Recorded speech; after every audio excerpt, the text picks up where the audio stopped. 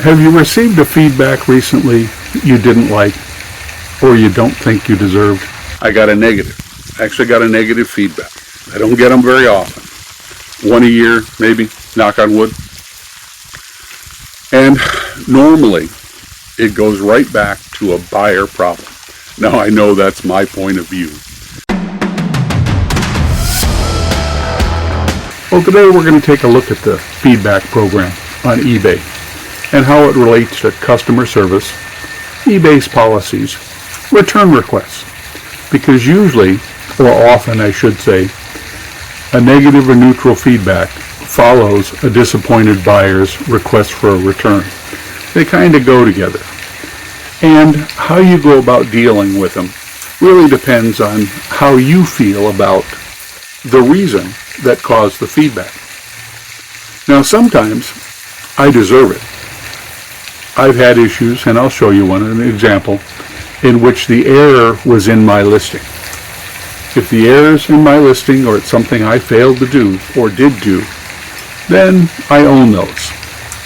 But often if I do everything right, or at least feel I did everything right, and think it's a buyer issue, then I treat those separately. Now, a lot of people, they just say, doesn't really matter. It's the cost of doing business. Resolve it in the quickest, simplest way you can, even if it means giving in to the buyer's demands. eBay is going to back the buyer anyway, and the system's been that way since eBay stopped letting sellers give negative feedback to buyers. But I disagree. Those that say I was price gouging, misrepresenting, am a bad businessman, I take those personally. And those I'll spend extra time trying to resolve. And this week I had a couple of them. And I let the phone record while I was trying to deal with them on eBay. So we'll take a look at the results. Was I able to resolve them in my favor or at all? Are they ongoing? Because that's one of the challenges. Rarely can you seem to deal with a eBay feedback or an eBay problem with a buyer with a single contact to eBay. It used to be you called a 1-800 number. Now you were on hold for a while, but eventually you spoke to a real person. Now their phone tree wants to divert you to the automated assistant. The automated assistant can't solve the problem. They may offer you a chance to email. They're not even letting you get to the phone center people. I had some of that this week. Sometimes it pops up and says, we'll call you back. Sometimes it doesn't. Sometimes it just doesn't go anywhere. Now, if you go back long enough on eBay, you may remember where you could call the 1-800 number, you'd get the first tier responder, you'd tell them what the problem was. They wouldn't be able to do anything, so you'd say, let me talk to the appeals department. You'd get a more experienced rep from eBay, and they were often empowered to do more, to take more action. I've had a few instances where, and I'm not sure why, maybe the U.S. call center was down for software upgrades or something, but the phone has forwarded me to the Irish call center. And I love those calls for a couple of reasons. I like the accent, of course, but they seem to be more empowered. If you explain the situation logically, you get them on your side, they seem to be able to take action immediately. One call, action solved, on to reselling. So I wish I knew how to get to the Irish call center all the time, especially when you contrast to the time frame a few years ago where the biggest problem seemed to be eBay's outsourcing. You'd get to a call center or a rep and you'd have trouble just understanding their English. Now personally, I speak very few other words in other languages, so I understand that a second language is a challenge. But if you can't relate or convince them or get them to understand the nuances or even understand them, it's unlikely you're going to be able to resolve the issue. It got so bad for a while there that as soon as you'd get the call and they'd start reading off their script and you couldn't get them to even listen to what your real problem was, I'd get frustrated, I'd hang up, I'd call the 1-800 number again and start over with a new person. It was like shopping between parents. If mom would say yes and dad would say no, then it's likely you would go to the parent that you thought would resolve the issue.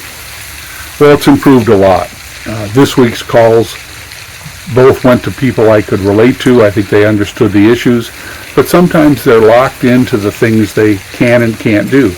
There's a policy or a schedule in place of what has to be done in order to achieve resolution. And even if they want to, they're not empowered to jump ahead and take action. So the average resolution call takes at least 3 attempts. You call them, they tell you, oh, the next thing happens 3 days from now. Call back in 3 days. Or, I agree with you, but I can't do anything right now. You have to take this extra step. And after you've taken that extra step, which in this case was contact the buyer and request a revision, and they fail to respond, it's like call us back after that. So they've got these timelines and these processes and schedules, and those first tier responders sure seem to be restricted in what they're allowed to do. I'm Brian. We're at the lake. I've got my coffee. We're going to talk about eBay's feedback program and some recent changes they've made to it. So for 20 odd years, while I've been on eBay has struggled with the balance between buyers and sellers because they're never always going to see the point the same. It's a big challenge, and I'll give eBay kudos for the fact that they've tried to resolve this. Every year or two they come up with something and they think they're making the playing field fair, because the reality is my perception has always been, on the day I get a complaint, a negative, neutral feedback, a buyer with a problem, I've pretty much lost my profit. Between the time suck to resolve it or getting it shipped back and paying who's going to pay for shipping, pretty much means that your profit is gone on that item. So damage control is about all you can do. Make the pain as small as possible, resolve the issue as quickly as possible, move on. That's my best advice for returns and problems. But over the years, I've seen the system abused in many different ways by both sellers and buyers.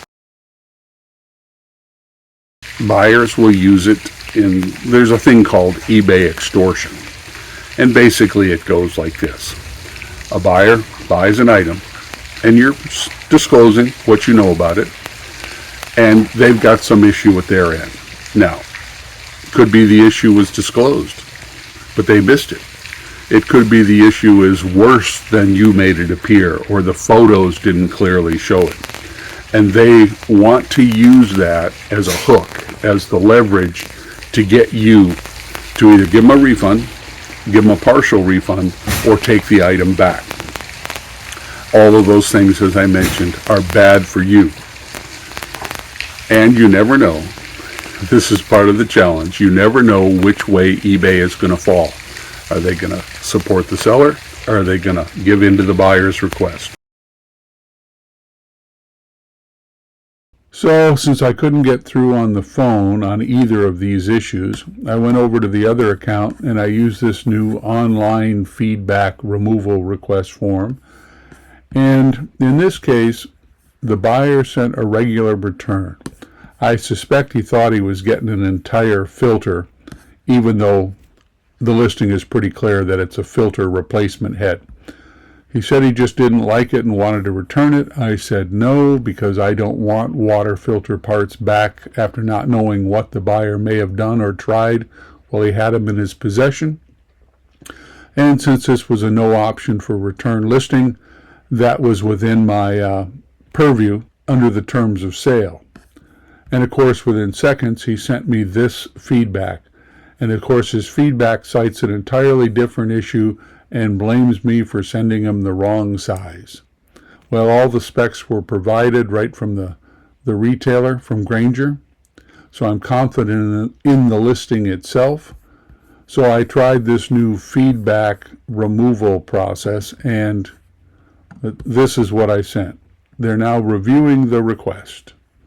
And I basically said exactly what I just repeated.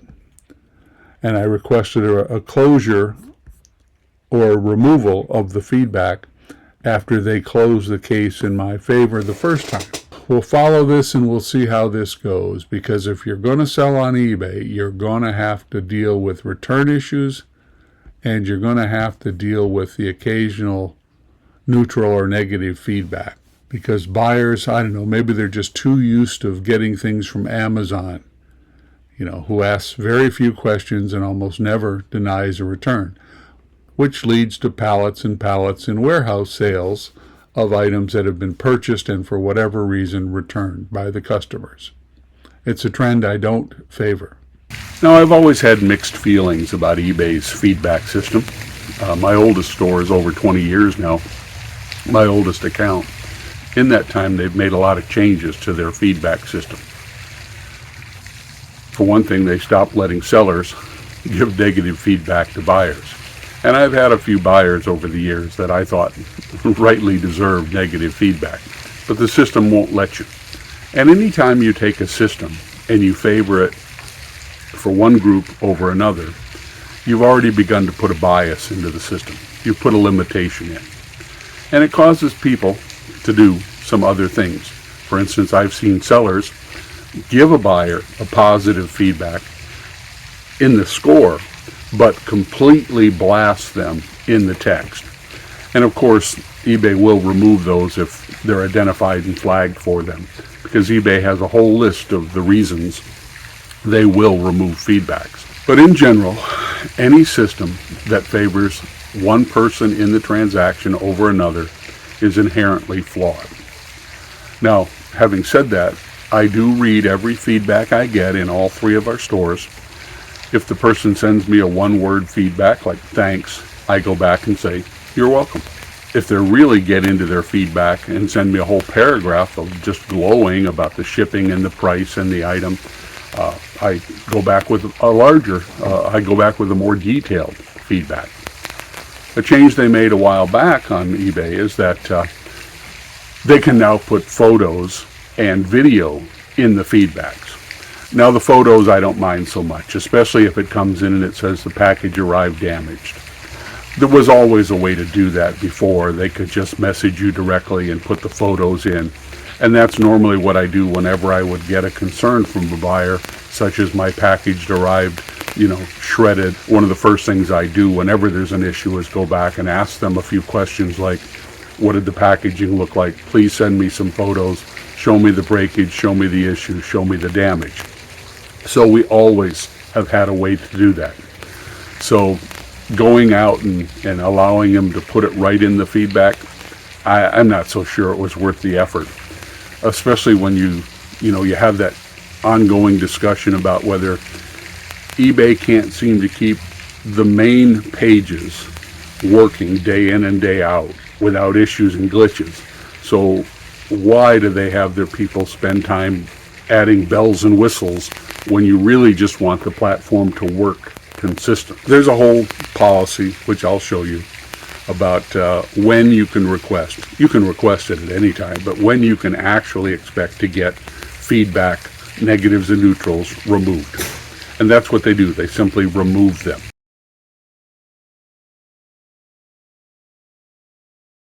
Now they've also got a method by which you can go out and you can ask the buyer to revise them. And this is where that borderline extortion thing happens. You're basically asking the buyer, well, what can I do? What do I have to do to make you remove this stain on my account? Because that's what they are. Every other buyer sees your magic number up by your store name when they're shopping. And I've got a neighbor hammering. We've moved over. See if we can keep some of the hammering noise from my neighbor in the background. Every seller on eBay, every buyer on eBay for that matter, should understand the rules and the policies that revolve around the feedback program.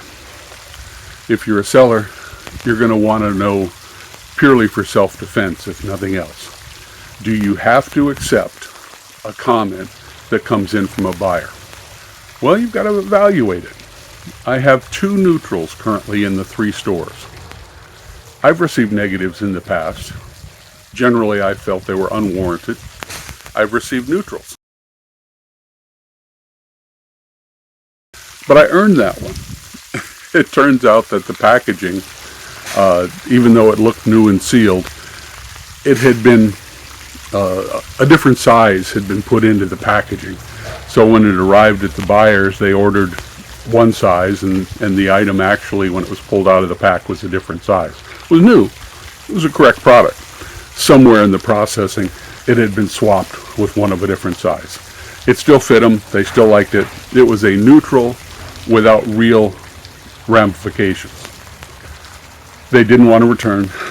They didn't really want to complain. They were more of a making me aware. So I did nothing except respond to them via the message system.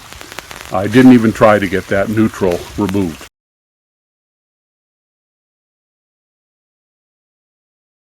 Now the other one, which I'll show you, came in a few weeks ago, and it was just odd. It made little sense. He was doing a comparison between the product I sold him, new in the pack, some lamp cords for a particular lighting system, Xylotech, and he found something similar on Amazon. Now Amazon, nobody had Xylotech parts. So he was doing an apples to oranges comparison, found something a little different, a little cheaper that he could make work, and somehow felt that he needed to tell me that he found them cheaper and the Amazon price was better. Now it could be he's the seller on Amazon of those items, which is yet another abuse you can get from the feedback system. Your competition can give you neutral and negative feedback. And as long as they stay within the policies that eBay has put out, you can't get it removed. Or at least you can't prove that that's what he's up to, so you can't get it removed. Some are very easy. If they directly conflict with the policies, you can ask eBay for a removal. But more and more of that has become automated. It used to be you called and spoke to a person first. The person evaluated the situation. If you met the removal criteria, they'd remove it. It'd disappear within 24 hours. My favorite call center for that was the Irish call center. Those people could resolve problems quickly. But I've only ever gotten the Irish call center a couple of times. I wish I had a direct dial number to them. Fix. But now it's more and more automated. So they tell you, the system will say, well, first you have to really resolve this with your buyer. In the case of the Xylotech lamp cords, the buyer didn't respond when I asked for additional information, which right there should have been a reason for removal. Then I sent a revision request, which they didn't answer, should have been another reason for removal. The fact that it made no sense and didn't actually apply to the product I sold them is listed in the policies for reason for removal. But eBay's decided that one falls under the buyer perception. And if they're simply giving you a comment via their perception, eBay says those can stand. So eBay's letting more and more of those stand. A couple weeks back, I began seeing these automated eBay system generated feedbacks coming in. And I spotted them because they're so consistent, it's obvious they didn't come in from a buyer.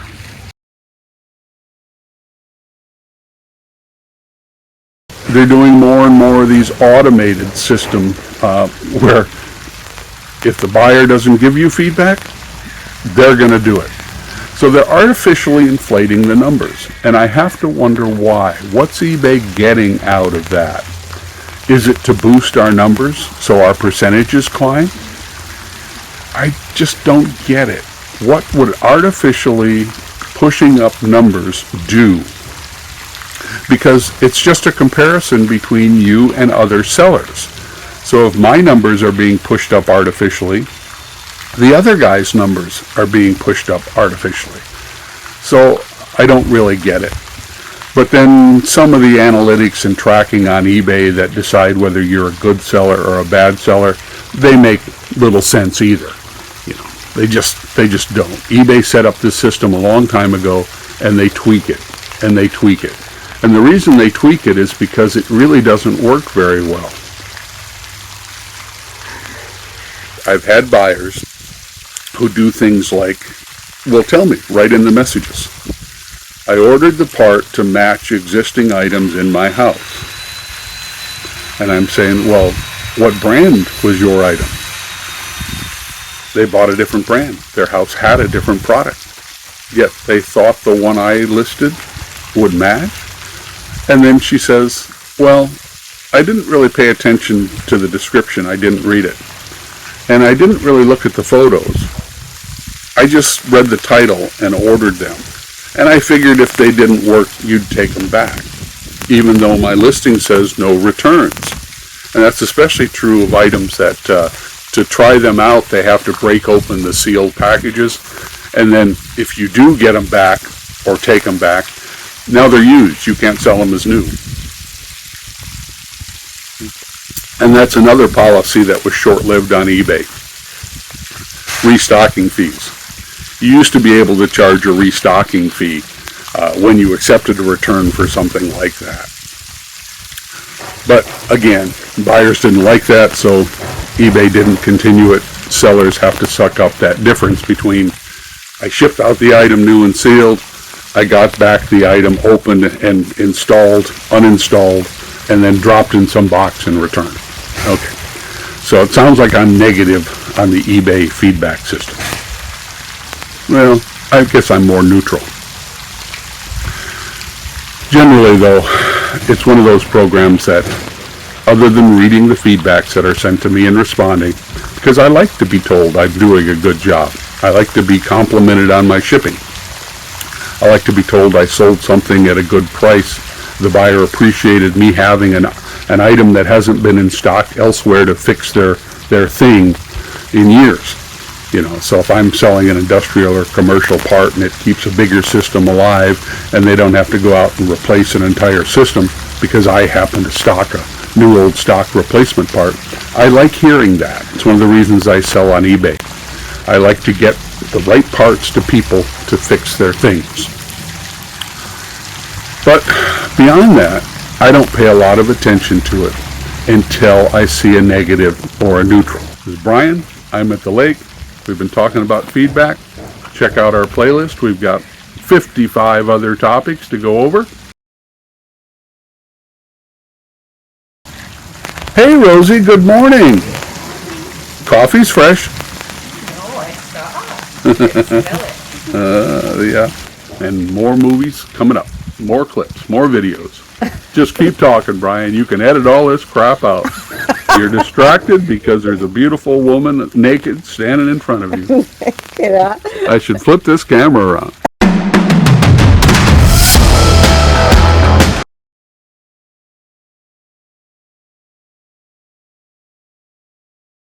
Put in a request to have a neutral feedback removed.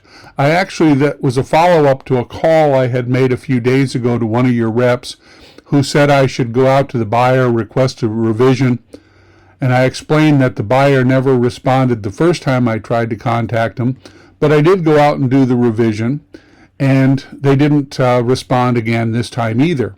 So today I took the next step to resolve it, and I've got a couple of emails and a case number now. Do you need the case number? Yes, please, if you could tell me that. And I ended up reaching out to you because the message I received had a link in it that says, take this next step, click the link, and I did, and it's brought me to you. Is it the email that says that you received there, it says your feedback removal request was approved in the subject line? Let's see what it says. It says, next steps to resolve this issue. Yeah, I'll go for 6-8 months without a buyer issue, and then all of a sudden I got 2 in the same week. Should be the only feedback that's neutral or negative, and it's for a Xylotech Universal Light Extension Cord. Here we go. Next steps to resolve the issue. Yep, that's what the email says. And your coworker who reviewed it a few days ago was like, yeah, I don't know why he sent this feedback, because it's like he's complaining about his own actions. And I agreed, but she said that I needed to send the buyer a revision request. And of course, he didn't respond to it at all. Oh, gotcha. Okay. Let let me go in here and just see how they want me to do this. Okay. And then I should, so next steps. Next. Yeah, that's the one that says once you click on this link, you'll see the option to request to remove feedback. It didn't let you go through that far? Yeah, when I went down here to the link that said, you may click the following link to get in touch with the team. And it says, we provided a link for a callback. So I clicked on the link for the callback. Oh, got it, okay. Let me go here, so I'll just have to send it over manually, but no worries. Let me just double check the feedback itself. Yeah, I got that. I had to wonder whether the guy was the seller on Amazon and he was like trying to direct traffic over to Amazon. Kind of a weird message. Now, I don't know whether I got an email back from your AI system or what, but it did a pretty good synopsis there in the message they sent me about what my feeling was and what the details were. And it made me wonder if that was an AI pulling that data. I know you guys are relying That's what it looks like. You guys are relying more and more on AI. Oh, yeah, just like everywhere. Yeah, I personally, I think it's a negative trend, but Yeah, it's kind of a mixed review for me. yeah, you can do more faster, but not. Yeah, it's kind of like some pros and definitely pros and some cons pros and cons for sure. Let me see. Yeah, because it didn't actually request it yet. Okay, I'm not really even sure what he's saying here. oh, right, exactly. It's a weird note. Really? Because I went out to Amazon. First thing I did is I went back to the buyer and I said, give me the identifying information over on Amazon so I can do a comparison. Because when I listed this item, there were very few pieces of this new old stock equipment.